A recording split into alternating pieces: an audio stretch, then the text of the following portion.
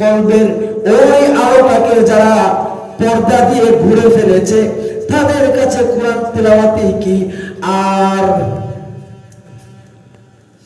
গানে কি, কোরআন তেলাওয়াতে কি আর গানে কি, তার কাছে সব সমান।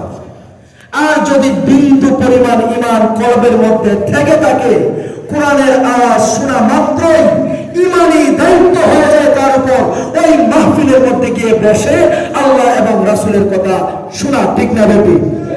আর কিছু বলেন ঠিক না বেটি?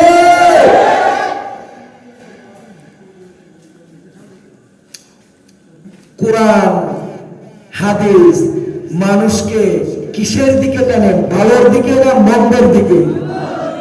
কিসের দিকে টানে? তাহলে যাদেরকে টানে তাদের ভালোর দিকে যাওয়ার ইচ্ছা আছে না নাই?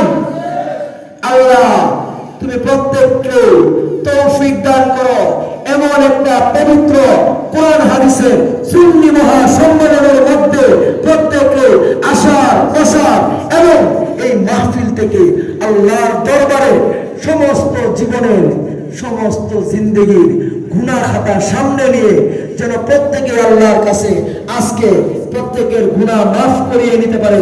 সকলে বলি আমিন। আল্লাহ তুমি আরো তৌফিক দান করো, বিশেষ করে আমার আবিদনগর গ্রামবাসীকে আল্লাহ তাদেরকে তুমি তৌফিক দান করো এমন একটা মাহফিল যেন প্রতি বছর সুন্দরভাবে এলাকাবাসীর জন্য আয়োজন করতে পারে। সকলে বলি আমিন। আমি আরো আল্লাহর কাছে প্রার্থনা করব, দোয়া করব, আল্লাহ তাআলা যেন শুধু মাহফিল সাজিয়ে বসে থাকলে হবে না, এই মাহফিলের মধ্যে গ্রামবাসীর পরিপূর্ণ অংশগ্রহণ সহযোগিতা সবকিছু দিয়ে আসরের পর থেকে ফজর পর্যন্ত যেন আমরা আবিদনগর গ্রামবাসী এবং এলাকাবাসী এক ও নেক হয়ে আল্লাহকে খুশি করার জন্য যেন এই মাহফিলে বসে থেকে নিজেদের গুনাহ মাফ করাইতে পারি। সকলে বলি আমিন।